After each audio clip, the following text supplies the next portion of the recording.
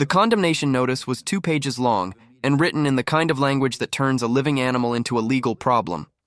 Pursuant to Taney County Ordinance 14.3 Pos 7, the undersigned animal control officer hereby orders the removal of one bull, breed Charolais, approximate weight 1,600 pounds, from the property located at 4281 County Road 142, Forsyth, Missouri. Said animal has been determined to pose a substantial risk to public safety based on 3 documented incidents of aggressive behavior toward persons and domestic animals in the preceding 6-month period. The owner is hereby given 14 days to remove the animal from the property or surrender custody to Taney County Animal Services for disposition. Disposition. The word that means whatever needs to happen next, which in the case of a 1,600-pound bull with 3 strikes on his record means one thing, and everybody involved knew it. The notice was taped to the front door of Frank Jessup's farmhouse on a Monday morning in March.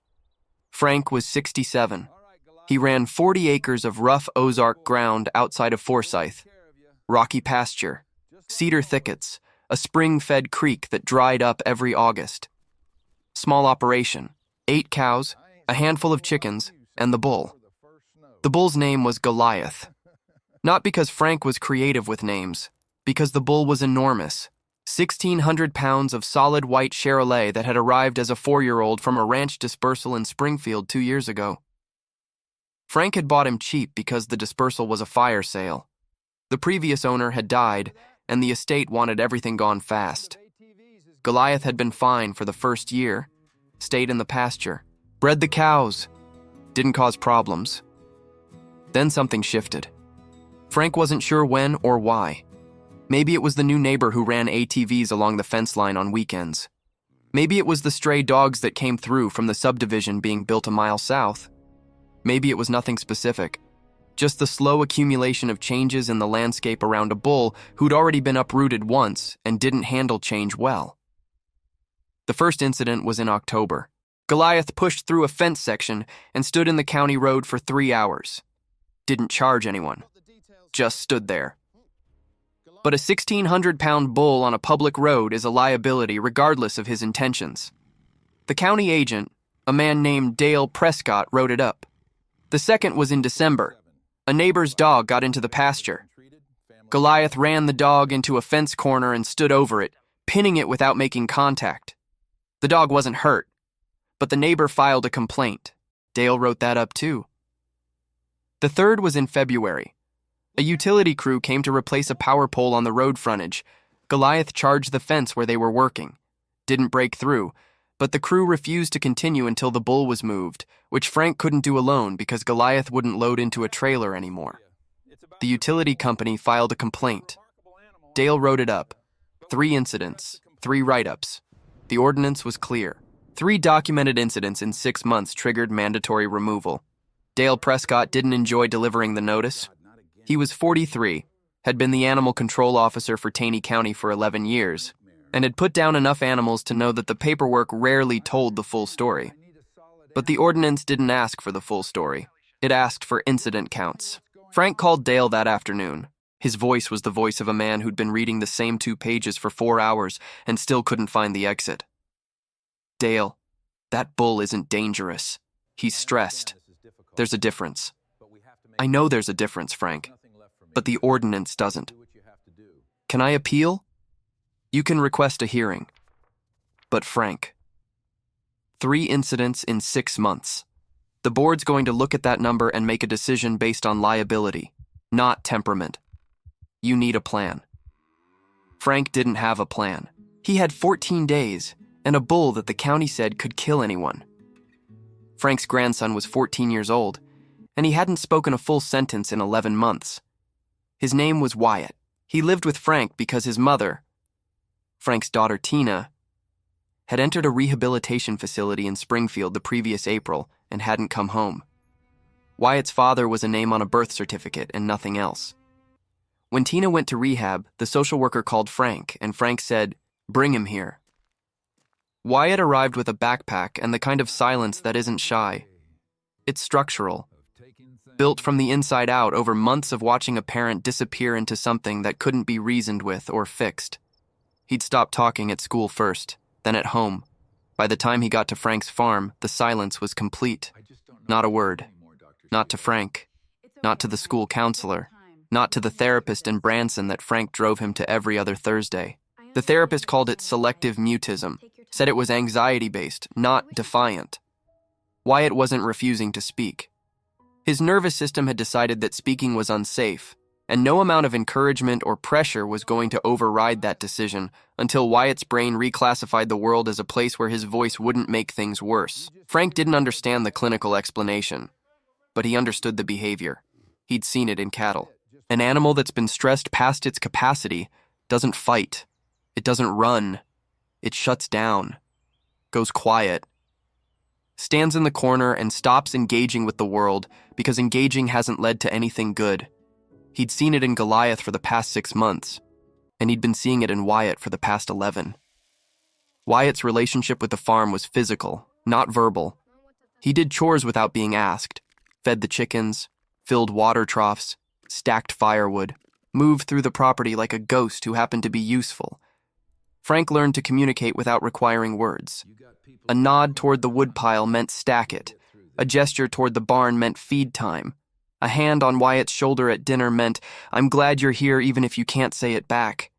The one thing Wyatt did not do was go near Goliath, not because Frank told him not to, because the bull's pen was at the far edge of the property, past the barn, past the equipment shed, in a section that Wyatt's daily route didn't include. The bull existed in Wyatt's world the way distant thunder exists, present but not personal, until the condemnation notice. Wyatt was in the kitchen when Frank came inside after reading it. The boy looked at Frank's face and something crossed his expression. Not a question, because questions require words. A reading, the kind of perception that quiet people develop when they stop talking and start watching. Frank sat at the table, set the notice down. Wyatt looked at it without picking it up. They're going to take the bull, Frank said. He didn't soften it. Wyatt had been through enough softened truths to know what they tasted like. 14 days. Then he's gone. Wyatt looked out the window toward the far end of the property, the direction he never walked. Then he stood up, put on his boots, and went outside. Frank watched him through the window. Wyatt walked past the barn, past the equipment shed, down the slope toward the cedar thickets where Goliath's pen sat at the edge of the property. Frank's chest tightened. He stood up to follow, then stopped. Something in the way Wyatt moved. Deliberate, unhurried, like a decision had been made somewhere below the level of words. Told Frank that following would be wrong, that this was something the boy needed to do alone, or at least without an audience. He sat back down, watched through the window until Wyatt disappeared behind the barn. Wyatt stood at Goliath's pen for 22 minutes the first day. Didn't enter, didn't touch the fence, stood 10 feet back with his hands in his jacket pockets and watched the bull the way the bull watched everything else. From a distance, with an attention that didn't demand anything in return, Goliath was at the far end of the pen, facing away, the same posture he'd adopted for months, turned away from the world, engaged with nothing. The behavioral shutdown of an animal that had been moved, disrupted, complained about, and written up until the only safe response was no response at all. 2 silent beings, 10 feet and a pipe fence between them. Wyatt came back the next day. Same time, same distance, same silence. Day 3, same. Day 4, Goliath turned his head, not toward Wyatt, sideways, just enough to acknowledge that something was there without committing to the acknowledgement. Day 5, the bull was standing on the near side of the pen when Wyatt arrived, as if he'd been waiting, or as if the near side had become more comfortable than the far side because something on the near side had become predictable. Frank watched from the house, didn't say anything, didn't interfere. He called the therapist in Branson and described what was happening. The therapist, a woman named Dr. Sheila Runyon, listened carefully, then said something that Frank wrote down on the back of an envelope because it felt important. Wyatt's nervous system classified the human world as unsafe. Every interaction with people requires performance. speaking, responding, meeting expectations. The bull doesn't require any of that. The bull is the first living thing Wyatt has encountered that doesn't need him to talk, and Wyatt is the first living thing the bull has encountered that doesn't need him to perform. They're both offering each other the same thing: presence without demand. That's not nothing, Frank. That might be everything. Day 7. Wyatt climbed the fence and sat inside the pen. Frank saw it from the kitchen window. His first instinct was to run. 1,600 pounds, 3 incidents. A county agent who said the bull could kill anyone, and his 14-year-old grandson was sitting in the dirt 6 feet from it. He grabbed his phone, started to dial, stopped. Goliath was standing 8 feet from Wyatt, not approaching, not retreating, standing. His head was low, not charge position, resting position. The posture of an animal that has decided the thing near it is not a threat. Wyatt sat with his knees pulled up and his arms wrapped around them, small, still. The smallest, stillest thing in a pen with the biggest, most documented danger in Taney County. They stayed like that for 35 minutes. On day 9, Goliath walked to where Wyatt was sitting and stood directly beside him, close enough that Wyatt could have reached out and touched the bull's front leg. Wyatt didn't reach, just sat. The bull's shadow fell across him like a blanket.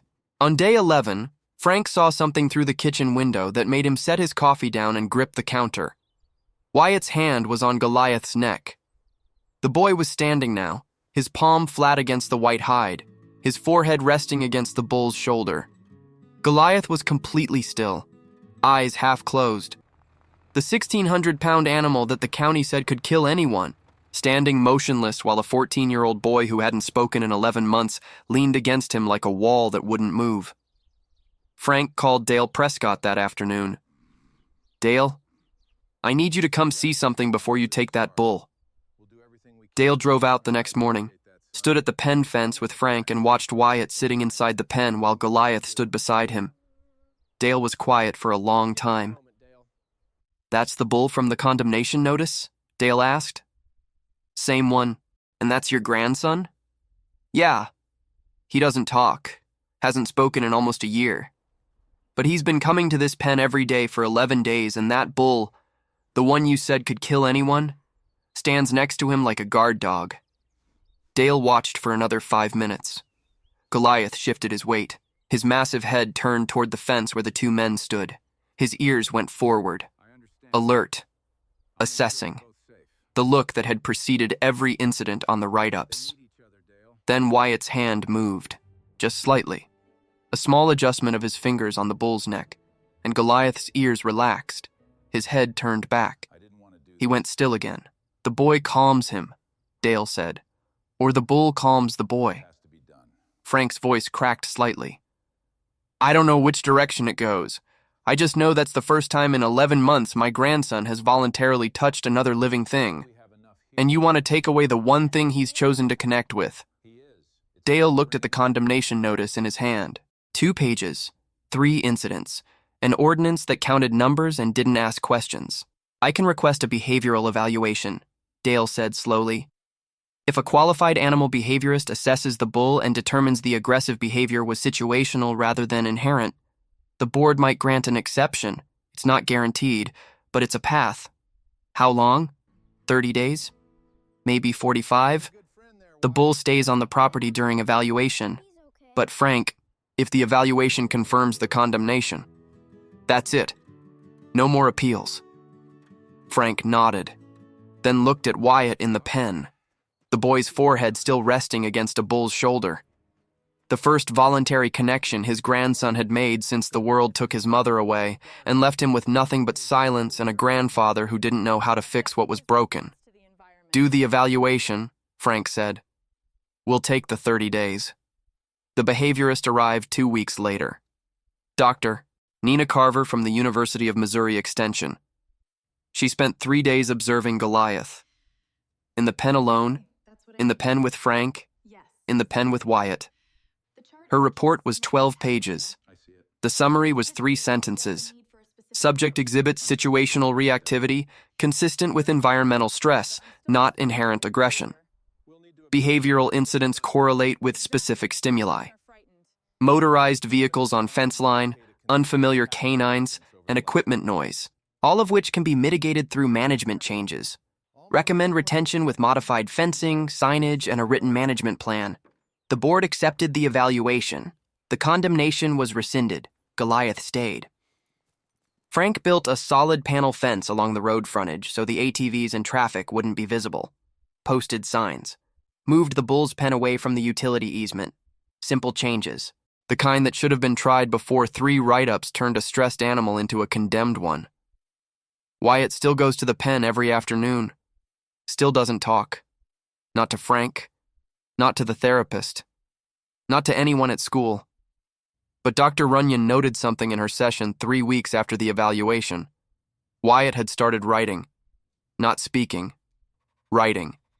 Short sentences on a notepad she kept in her office. Answers to questions she'd been asking for 11 months without response. The first thing he wrote was, "The bull doesn't need me to talk. So I don't." And it's okay. Dr. Runyon called Frank that evening. "He's communicating," she said. "Not verbally, but the wall has a door now, and I think the bull helped him find it." Frank hung up, walked to the kitchen window, looked toward the pen where Wyatt was sitting in the dirt with his back against 1,600 pounds of condemned Charolais. The boy's mouth was moving. Frank couldn't hear the words, couldn't tell if there were words. Maybe it was just breathing. Maybe it was the beginning of a voice finding its way back from whatever place it had gone to hide. He didn't walk down to check. Didn't need to. Whatever was happening in that pen belonged to the boy and the bull. And Frank had learned enough in 67 years to know that some things heal better without an audience. He turned off the kitchen light, left the window open so the evening air could come in, sat in the dark and listened to the Ozarks settle into night. Crickets, creek water, the low sound of a bull breathing next to a boy who was learning that silence isn't the same as empty. It's just waiting for the right moment to stop.